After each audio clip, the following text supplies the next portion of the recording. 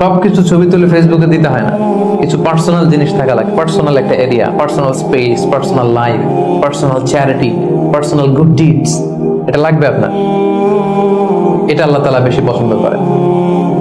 আল্লাকা সিররুন ইনদাল্লাহ বাইনাকা আনতা ওয়া বাইনাল্লাহ, এমন কোন গোপন জিনিস তোমার আর তোমার রবের মাঝে আছে যেটা তোমার রব ছাড়া কেউ জানে না? তোমার আর তোমার রবের মাঝে এরকম গোপন কোনো ডিলিংস আছে যেটা কেউ জানে না? জীবনে কখনো গোপন দান করছো যেটা কেউ দেখেনি? ওইটাই কাজে লাগবে।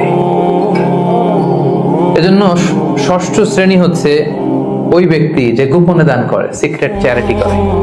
গোপনে দান করতে রাজি আছেন তো সবাই? নট নেসেসারি যে খুব বিগ অ্যামাউন্ট লাগবে, 1 রিঙ্গিত, কয় রিঙ্গিত, ওইটার আল্লাহ পেলে পুষে উহুদ পাহাড়ের সমান উঁচু করে আপনার আমল নামায় ঢুকাই দিবে। কটা গেল?